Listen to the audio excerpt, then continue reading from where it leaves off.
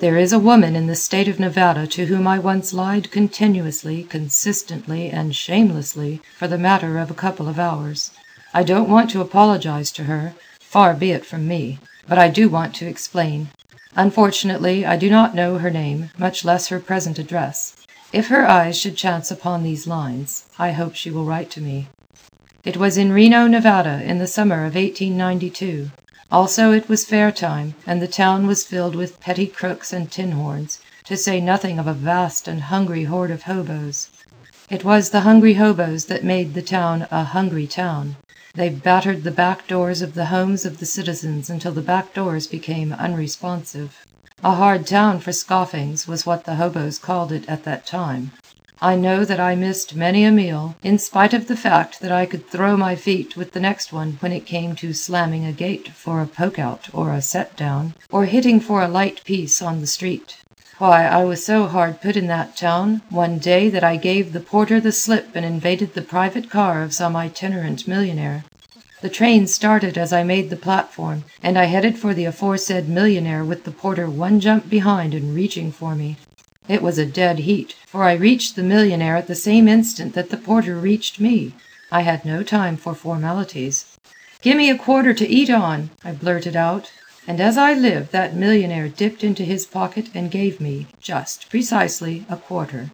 It is my conviction that he was so flabbergasted that he obeyed automatically, and it has been a matter of keen regret ever since, on my part, that I did not ask him for $1. I know that I'd have got it. I swung off the platform of that private car with the porter maneuvering to kick me in the face. He missed me. One is at a terrible disadvantage when trying to swing off the lowest step of a car and not break his neck on the right of way, with, at the same time, an irate Ethiopian on the platform above trying to land him in the face with a number 11. But I got the quarter. I got it. But to return to the woman to whom I so shamelessly lied. It was in the evening of my last day in Reno. I had been out to the race track watching the ponies run, and had missed my dinner, that is, the midday meal. I was hungry, and furthermore, a committee of public safety had just been organized to rid the town of just such hungry mortals as I. Already a lot of my brother hoboes had been gathered in by John Law, and I could hear the sunny valleys of California calling to me over the cold crests of the Sierras. 2 acts remained for me to perform before I shook the dust of Reno from my feet. One was to catch the blind baggage on the westbound Overland that night. The other was first to get something to eat. Even youth will hesitate at an all-night ride on an empty stomach outside a train that is tearing the atmosphere through the snowsheds, tunnels, and eternal snows of heaven-aspiring mountains. But that something to eat was a hard proposition. I was turned down at a dozen houses. Sometimes I received insulting remarks and was informed of the barred domicile that should be mine if I had my just deserts. The worst of it was that such assertions were only too true. That was why I was pulling west that night. John Law was abroad in the town, seeking eagerly for the hungry and homeless, for by such was his barred domicile tenanted. At other houses the doors were slammed in my face, cutting short my politely and humbly couched request for something to eat. At one house they did not open the door. I stood on the porch and knocked, and they looked out at me through the window. They even held one sturdy little boy aloft so that he could see over the shoulders of his elders the tramp who wasn't going to get anything to eat at their house. It began to look as if I should be compelled to go to the very poor for my food. The very poor constitute the last sure recourse of the hungry tramp. The very poor can always be depended upon. They never turn away the hungry. Time and again, all over the United States, I have been refused food by the big house on the hill, and always have I received food from the little shack down by the creek or marsh, with its broken windows stuffed with rags and its tired-faced mother broken with labor. Oh, you charity mongers, go to the poor and learn, for the poor alone are the charitable. They neither give nor withhold from their excess. They have no excess. They give, and they withhold never, from what they need for themselves, and very often from what they cruelly need for themselves. A bone to the dog is not charity. Charity is the bone shared with the dog when you are just as hungry as the dog. There was one house in particular where I was turned down that evening. The porch windows opened on the dining room, and through them I saw a man eating pie, a big meat pie. I stood in the open door, and while he talked with me, he went on eating. He was prosperous, and out of his prosperity had been bred resentment against his less fortunate brothers. He cut short my request for something to eat, snapping out, "I don't believe you want to work." Now this was irrelevant. I hadn't said anything about work. The topic of conversation I had introduced was food. In fact, I didn't want to work. I wanted to take the westbound Overland that night. "You wouldn't work if you had a chance," he bullied. I glanced at his meek-faced wife, and knew that but for the presence of this Cerberus I'd have a whack at that meat pie myself. But Cerberus sopped himself in the pie, and I saw that I must placate him if I were to get a share of it. So I sighed to myself and accepted his work morality. "Of course I want to work," I bluffed. "Don't believe it," he snorted. "Try me," I answered, warming to the bluff. "All right," he said. "Come to the corner of blank and blank streets" (I have forgotten the address) "tomorrow morning. You know where that burned building is, and I'll put you to work tossing bricks." "All right, sir, I'll be there." He grunted and went on eating. I waited. After a couple of minutes he looked up with an "I thought you were gone" expression on his face and demanded, "Well?" "I'm waiting for something to eat," I said gently. "I knew you wouldn't work," he roared. He was right, of course, but his conclusion must have been reached by mind-reading, for his logic wouldn't bear it out. But the beggar at the door must be humble, so I accepted his logic as I had accepted his morality. "You see, I am now hungry," I said still gently. "Tomorrow morning I shall be hungrier. Think how hungry I shall be when I have tossed bricks all day without anything to eat. Now if you will give me something to eat, I'll be in great shape for those bricks." He gravely considered my plea, at the same time going on eating, while his wife nearly trembled into propitiatory speech, but refrained. "I'll tell you what I'll do," he said between mouthfuls. "You come to work tomorrow, and in the middle of the day I'll advance you enough for your dinner. That will show whether you are in earnest or not." "In the meantime," I began, but he interrupted. "If I gave you something to eat now, I'd never see you again. Oh, I know your kind. Look at me. I owe no man. I have never descended so low as to ask anyone for food. I have always earned my food. The trouble with you is that you are idle and dissolute. I can see it in your face. I have worked and been honest. I have made myself what I am, and you can do the same if you work and are honest." "Like you?" I queried.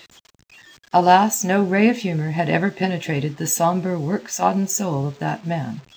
"Yes, like me," he answered. "All of us?" I queried. "Yes, all of you," he answered, conviction vibrating in his voice.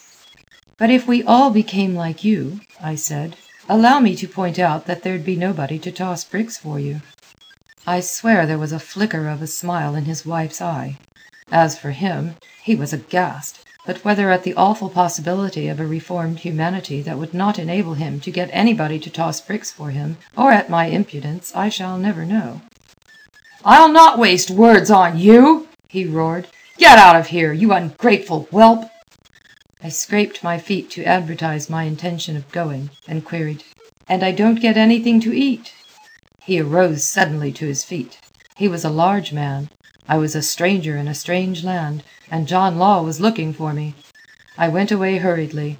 But why ungrateful? I asked myself as I slammed his gate. What in the dickens did he give me to be ungrateful about? I looked back. I could still see him through the window. He had returned to his pie. By this time I had lost all heart. I passed many houses by without venturing up to them. All houses looked alike, and none looked good. After walking half a dozen blocks I shook off my despondency and gathered my nerve. This begging for food was all a game, and if I didn't like the cards I could always call for a new deal. I made up my mind to tackle the next house. I approached it in the deepening twilight, going around to the kitchen door. I knocked softly, and when I saw the kind face of the middle-aged woman who answered, as by inspiration came to me the story I was to tell. For know that upon his ability to tell a good story depends the success of the beggar. First of all, and on the instant, the beggar must size up his victim. After that he must tell a story that will appeal to the peculiar personality and temperament of that particular victim. And right here arises the great difficulty. In the instant that he is sizing up the victim he must begin his story. Not a minute is allowed for preparation. As in a lightning flash he must divine the nature of the victim and conceive a tale that will hit home. The successful hobo must be an artist. He must create spontaneously and instantaneously, and not upon a theme selected from the plenitude of his own imagination, but upon the theme he reads in the face of the person who opens the door, be it man, woman, or child, sweet or crabbed, generous or miserly, good-natured or cantankerous, Jew or Gentile, black or white, race prejudiced or brotherly, provincial or universal, or whatever else it may be. I have often thought that to this training of my tramp days is due much of my success as a story writer. In order to get the food whereby I lived, I was compelled to tell tales that rang true.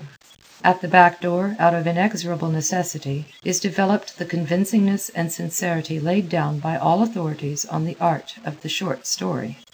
Also, I quite believed it was my tramp apprenticeship that made a realist out of me.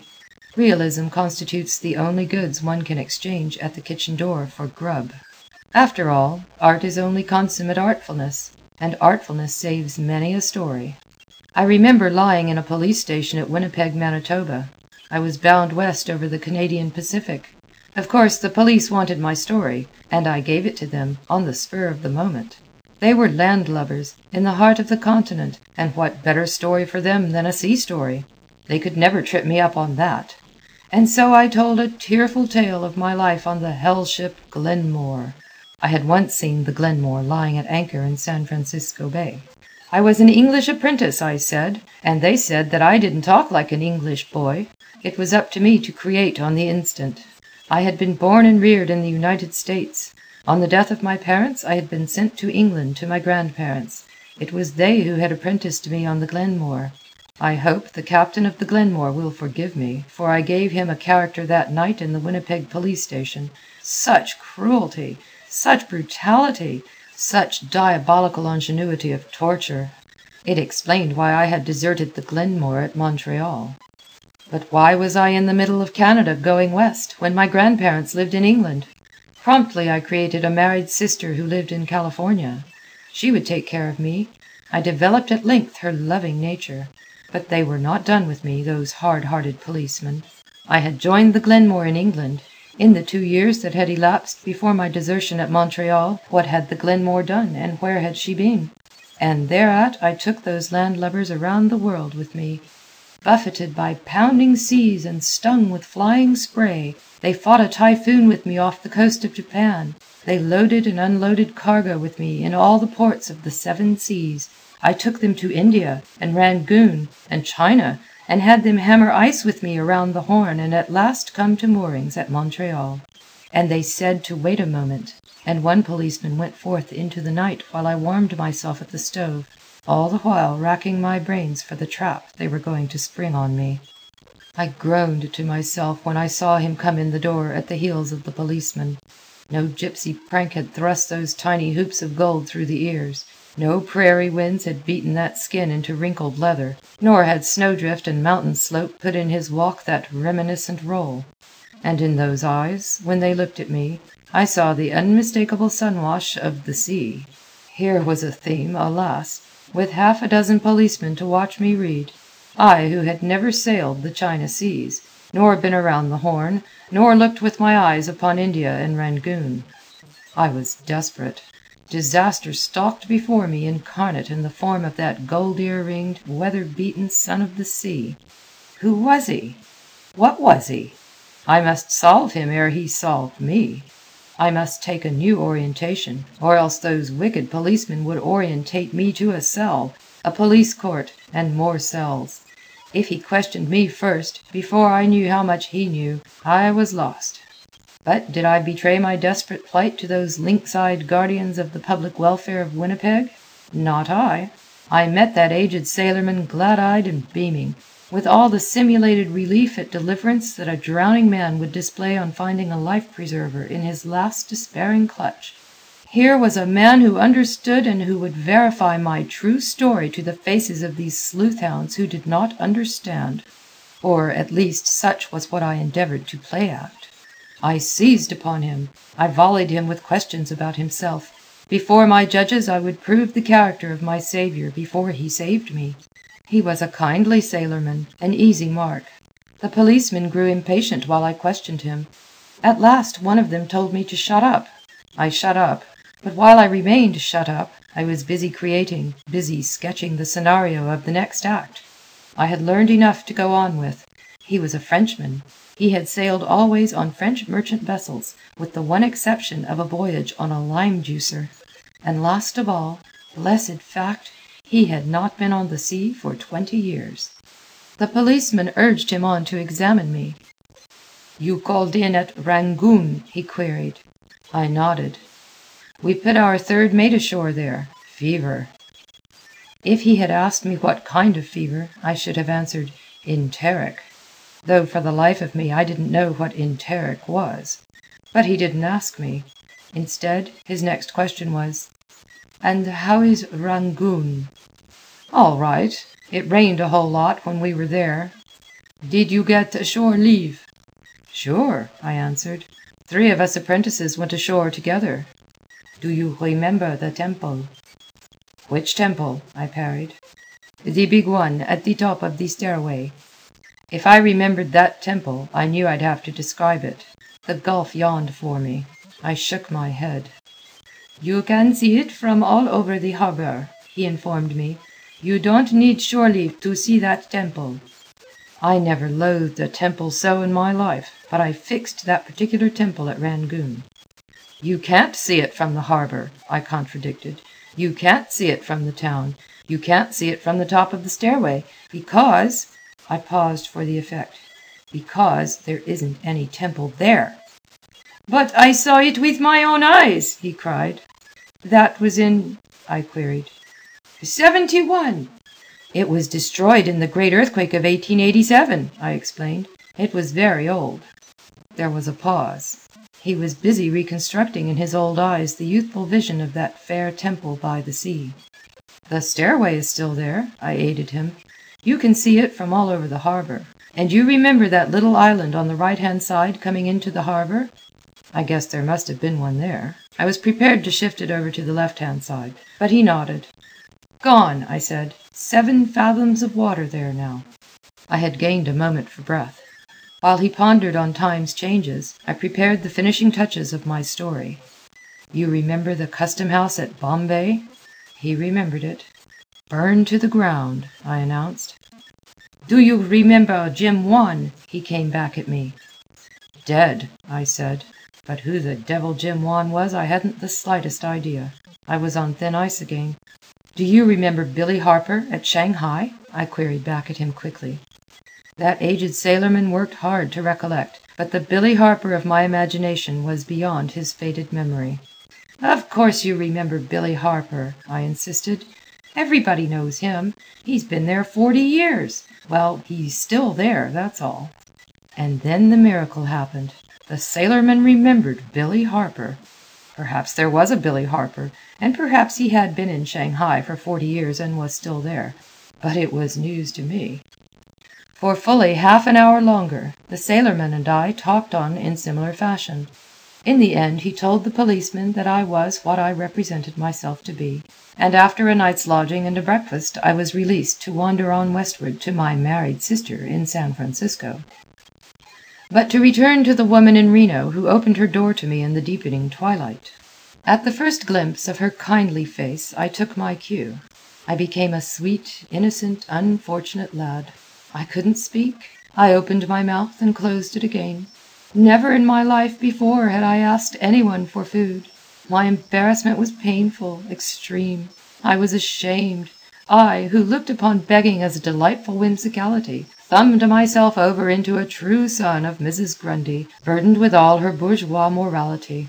Only the harsh pangs of the belly need could compel me to do so degraded and ignoble a thing as to beg for food. And into my face I strove to throw all the wan wistfulness of famished and ingenuous youth unused to mendicancy. "You are hungry, my poor boy," she said. I had made her speak first. I nodded my head and gulped. "It is the first time I have ever asked," I faltered. "Come right in." The door swung open. "We have already finished eating, but the fire is burning and I can get something up for you." She looked at me closely when she got me into the light. "I wish my boy were as healthy and strong as you," she said. "But he is not strong. He sometimes falls down. He just fell down this afternoon and hurt himself badly, the poor dear." She mothered him with her voice, with an ineffable tenderness in it that I yearned to appropriate. I glanced at him. He sat across the table, slender and pale, his head swathed in bandages. He did not move, but his eyes, bright in the lamplight, were fixed upon me in a steady and wondering stare. "Just like my poor father," I said. "He had the falling sickness, some kind of vertigo. It puzzled the doctors. They never could make out what was the matter with him." "He's dead?" she queried gently, setting before me half a dozen soft-boiled eggs. "Dead," I gulped. "2 weeks ago. I was with him when it happened. We were crossing the street together. He fell right down. He was never conscious again. They carried him into a drugstore. He died there." And thereat I developed the pitiful tale of my father. How after my mother's death he and I had gone to San Francisco from the ranch. How his pension, he was an old soldier, and the little other money he had, was not enough, and how he had tried book canvassing. Also I narrated my own woes during the few days after his death that I had spent alone and forlorn on the streets of San Francisco. While that good woman warmed up biscuits, fried bacon, and cooked more eggs, and while I kept pace with her in taking care of all that she placed before me, I enlarged the picture of that poor orphan boy and filled in the details. I became that poor boy. I believed in him as I believed in the beautiful eggs I was devouring. I could have wept for myself. I know the tears did get into my voice at times. It was very effective. In fact, with every touch I added to the picture, that kind soul gave me something also. She made up a lunch for me to carry away. She put in many boiled eggs, pepper and salt, and other things, and a big apple. She provided me with 3 pairs of thick red woolen socks. She gave me clean handkerchiefs and other things which I have since forgotten. And all the time she cooked more and more, and I ate more and more. I gorged like a savage, but then it was a far cry across the Sierras on a blind baggage, and I knew not when nor where I should find my next meal. And all the while, like a death's head at the feast, silent and motionless, her own unfortunate boy sat and stared at me across the table. I suppose I represented to him mystery and romance and adventure, all that was denied the feeble flicker of life that was in him. And yet I could not forbear, once or twice, from wondering if he saw through me down to the bottom of my mendacious heart. "But where are you going to?" she asked me. "Salt Lake City," I said. "I have a sister there, a married sister." I debated if I should make a Mormon out of her, and decided against it. "Her husband is a plumber, a contracting plumber." Now I knew that contracting plumbers were usually credited with making lots of money, but I had spoken. It was up to me to qualify. "They would have sent me the money for my fare if I had asked for it," I explained.